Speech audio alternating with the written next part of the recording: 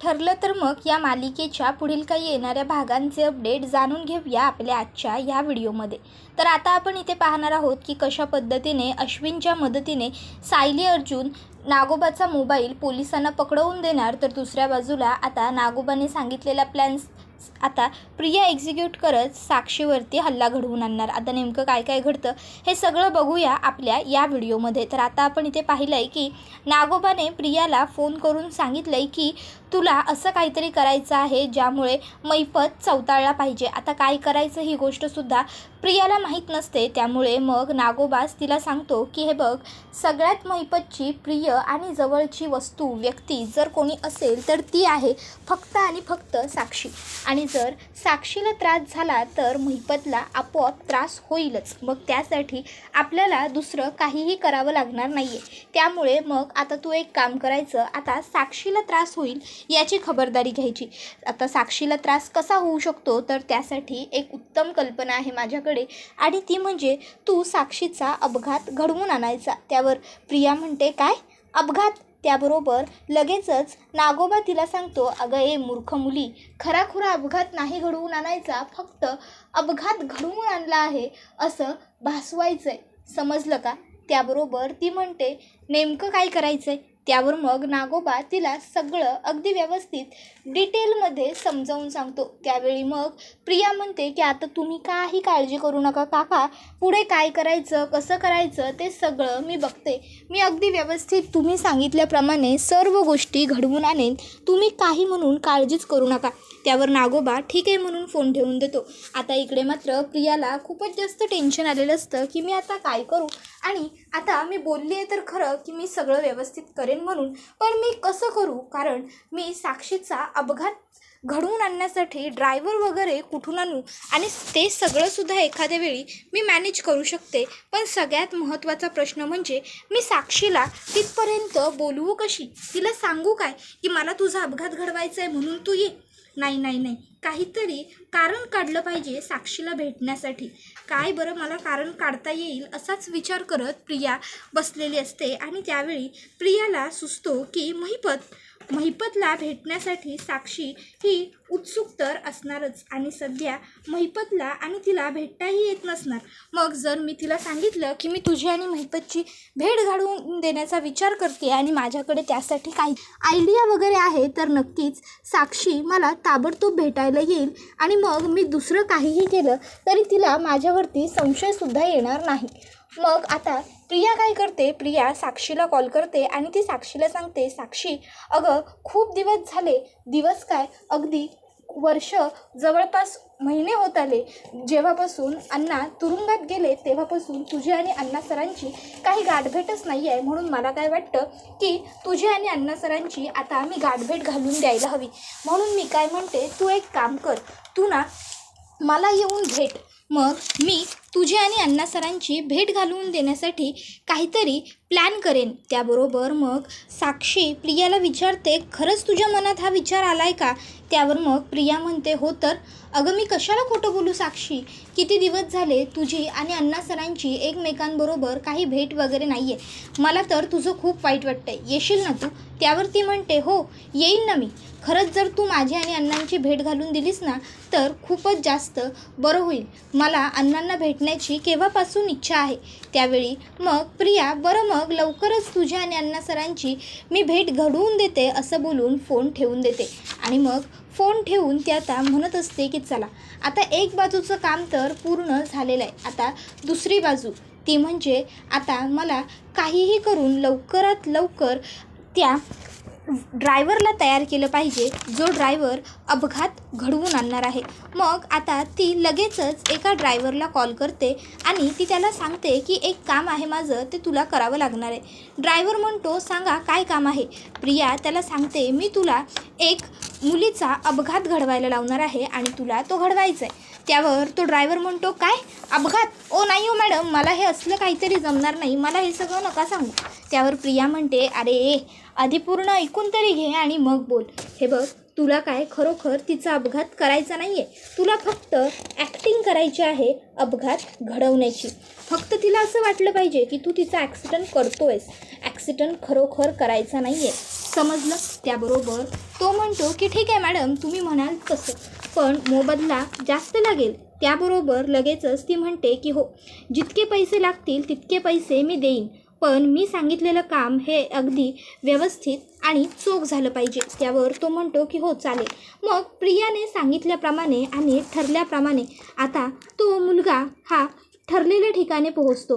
आता प्रियाला भेटण्यासाठी साक्षीसुद्धा त्या ठिकाणी आलेली असते. आता साक्षी त्या ठिकाणी येऊन प्रियाची वाट बघत थांबलेली असते.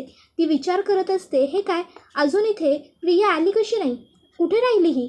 इतक्यात आता तो ड्रायव्हर फोन करतो प्रियाला, मॅडम काम करायचं का? त्याबरोबर आता तिथे उभी असलेली प्रिया ही म्हणते की हो काम कर, पण एक गोष्ट लक्षात ठेव, त्या मुलीला काहीही होता कामा नये, काहीच नाही.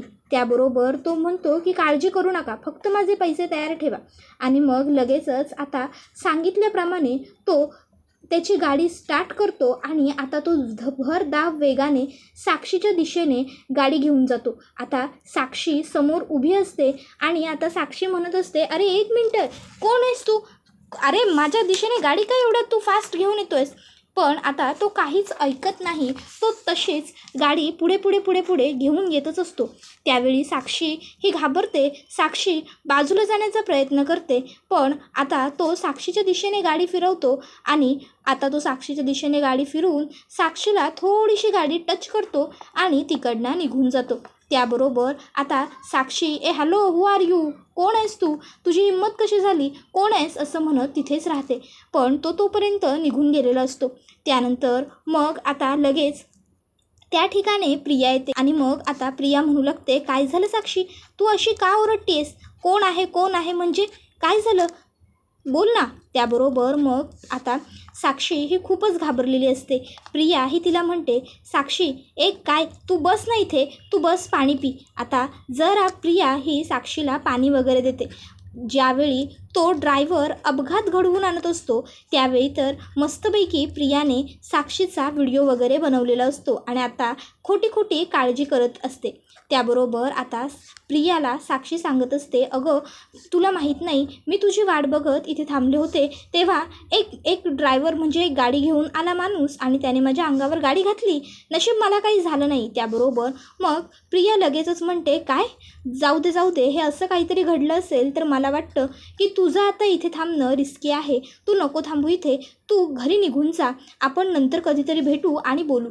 हे बघ, आता सध्या आपल्या मदतीसाठी अण्णा सर किंवा नागराज काका कोणीही नाही आहेत, त्यामुळे तू आता इथे नकोस थांबू, जा. त्याबरोबर मग लगेच साक्षी ही तिकडनं निघून जाते. साक्षी तिकडनं निघून गेल्यावर प्रिया विचार करते, चला नागोबाने सांगितलेलं काम तर झालं आहे, पण आता मला हा व्हिडिओ हवालदारापर्यंत पोहोचवायला हवा, म्हणजे तो व्हिडिओ एकदाचा तो हवालदार त्या महिपतला दाखवेल आणि महिपतने तो व्हिडिओ पाहिला की मग तो माझा जीव सुटेल, कारण नागोबाला महिपत समोर चवताळलेला दिसेल.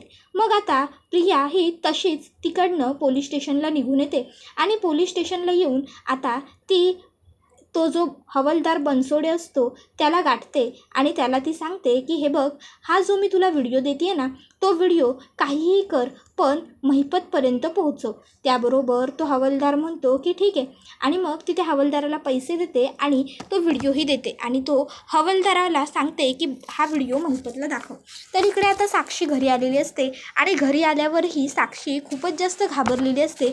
तिच्या मनात सुरू असतं की नेमकं हे सगळं कसं झालं, हे सगळं कोणी केलं असेल, का केलं असेल, कोणी माझ्या जीवाच्या मागे का लागलं असेल, कोणाला माहिती असेल का की मी जिवंत आहे वगैरे.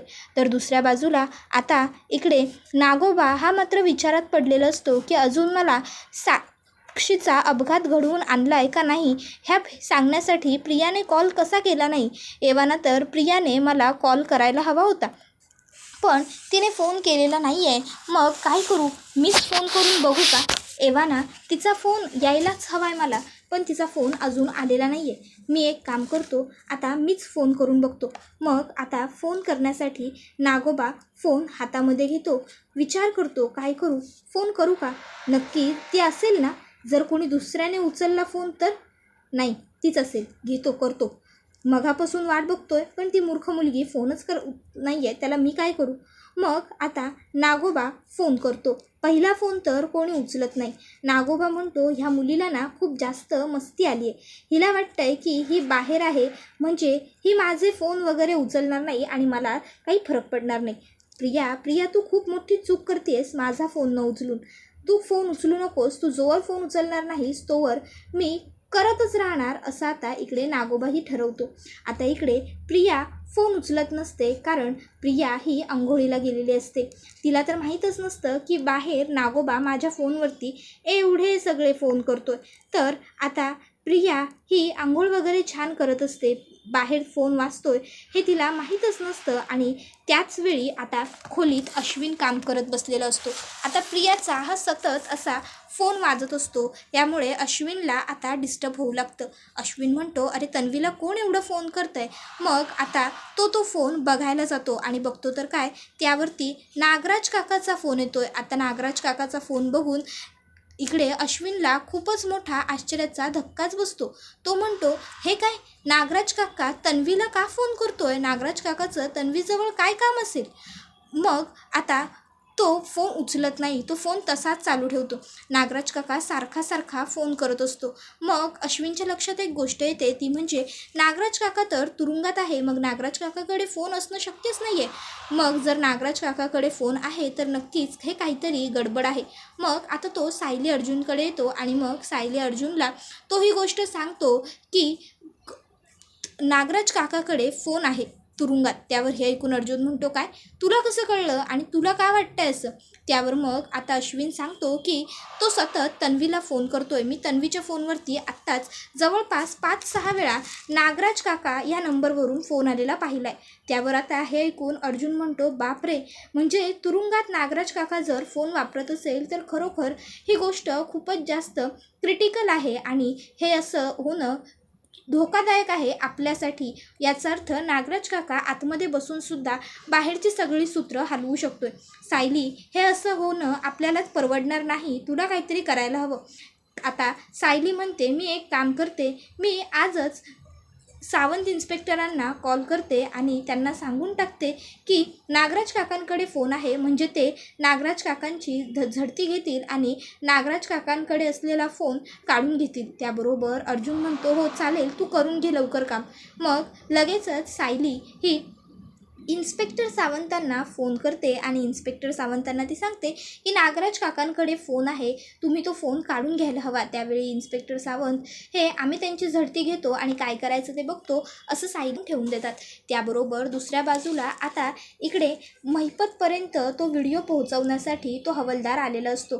तो बनसोडे हवालदार आता महिपतला तो व्हिडिओ दाखवतो, ज्यामध्ये आता साक्षीचा अपघात होत असतो. साक्षी पळत असते, ए कोण आहेस तू, कोण आहेस आणि असं काय करतोयस असं म्हणत असते आणि ती गाडी साक्षीच्या मागे मागे फिरत असते. आता ते सगळं बघून इकडे महिपत हा खूपच जास्त रागवतो. महिपतला खूप जास्त राग येतो आणि महिपत म्हणत असतो, काय रे भिकारड्या, काय आहे हे सगळं, मला हे मुद्दाम दाखवायला आणलंय ना तू, तुला काय वाटतं की मी या सगळ्यामुळे घाबरून जाईल का? म्हणून तोंड बंद राहावं म्हणून करायचं आहे ना तुला हे सगळं? त्याबरोबर लगेचच आता इन्स्पेक्टर सावंत हे तिकडे येतील ह्या भीतीने नागोबा म्हणतो, ए हळू बोल, जास्त आवाज वाढवू नको. नाही, आपण जेलमध्ये आहोत ना, एवढं जोरजोरात नको बोलू. मग नागोबा लगेचच आता त्या हवालदाराला म्हणतो, तुझं काम झालं आहे, तू निघ. मग तो हवालदार तिकडनं निघून जातो. त्याबरोबर लगेचच आता तिकडे नागोबा हा महिपतला म्हणू लागतो की अरे महिपत, हे सगळं मी घडवून आणलं आहे.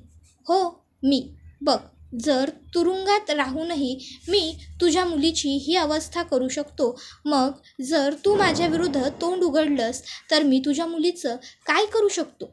म्हणून सांगतो, गप्प बस, काहीही पोलिसांना सांगू नकोस. आत्ता जसं तोंड बंद आहे ना तसंच बंद ठेव.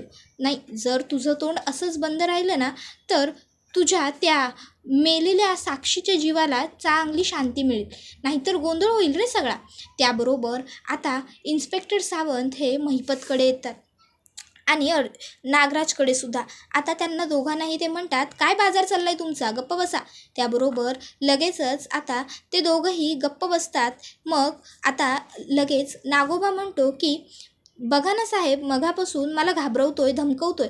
त्याबरोबर आता इन्स्पेक्टर सावंत हे त्यांच्या हवालदाराला आदेश देतात की जा आणि पहिलं ह्याला व्यवस्थित तपासा. नागराज किल्लेदारकडे फोन सापडतोय का बघा.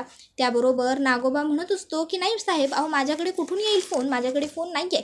पण इन्स्पेक्टर सावंत त्यांच्या माणसांना सांगतात की तपासा म्हटलो ना. मग ते लोक तपासतात आणि नागराजचा फोन पकडला जातो. इन्स्पेक्टर सावंत तो फोन स्वतःच्या ताब्यात घेतात.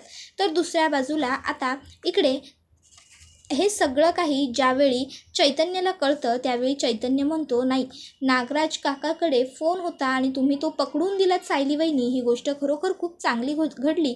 पण पहिली महत्त्वाची गोष्ट ती म्हणजे नागराज काकाकडे तुरुंगात फोन आला कुठून, त्याला तुरुंगात फोन नेऊन कुणी दिला. नाही म्हणजे काय आहे ना की नागराज काकाबरोबर आपल्या कोणाचंही काहीही कॉन्टॅक्ट उरलं आहे असं मला तरी वाटत नाही.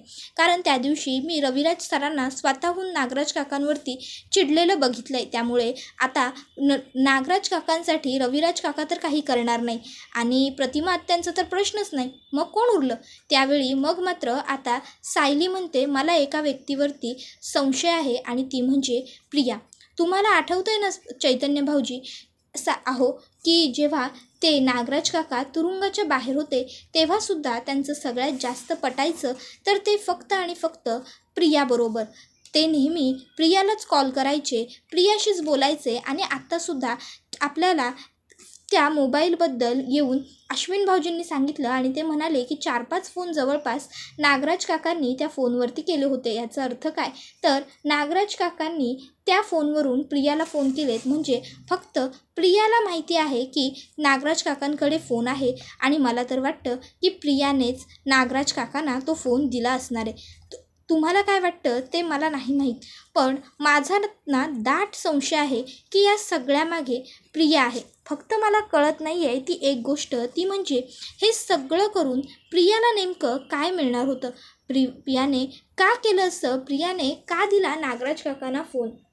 नाही, नक्की प्रियाचं ह्या सगळ्यामागे काहीतरी स्वार्थ असणार एवढं तर पक्कं. पण नक्की तिचा काय स्वार्थ आहे हे मला शोधून काढायचं आहे, हे मला कळत नाही आहे. कारण जोपर्यंत प्रियाचा एखाद्या ठिकाणी स्वार्थ साध्य होत नाही ना, तोवर प्रिया कधीच काहीच करणार नाही, हे मात्र मला अगदी पक्कं माहिती आहे. मग नक्की तिचा काय स्वार्थ आहे हे मला शोधून काढायचं आहे. त्यावर मग अर्जुन हा सायलीला म्हणत असतो की कळेल, आपल्याला लवकरच कळेल. आपण एक काम करू, आपण तिच्यावरती लक्ष ठेवू आणि तिच्यावरती लक्ष ठेवलं की आपल्याला तिच्या वागण्या बोलण्यातून, तिच्या बॉडी लँग्वेजमधून प्रत्येक वेळी ती नक्की आपल्यापासून काय लपवते हे समजेलच. काय वाटतं बायको तुला. त्यावर सायली म्हणते, हो तुम्ही जे म्हणताय ना ते अगदी बरोबर आहे. आपण लक्ष ठेवूयात प्रियावरती आणि आपल्याला सगळं काही समजून जाईल. त्याबरोबर अर्जुन म्हणतो, जर यावेळी तन्वीचा ह्या सगळ्यात हात असेल ना तर आपण तिला सोडायचं नाही बायको. सायली म्हणते, हो तुम्ही जे म्हणताय ना ते अगदी बरोबर आहे. मी सुद्धा प्रियाला अजिबात सोडणार नाही आहे. त्याबरोबर हा व्हिडिओ आता इथेच संपतो. व्हिडिओ आवडला असेल तर व्हिडिओला लाईक करा. चॅनलवर नवीन असाल तर चॅनलला सबस्क्राईब करा आणि बेल आयकॉन आठवणीने प्रेस करा, जेणेकरून तुम्हाला पुढच्या प्रत्येक इंटरेस्टिंग व्हिडिओचं नोटिफिकेशन मिळत जाईल आणि सर्व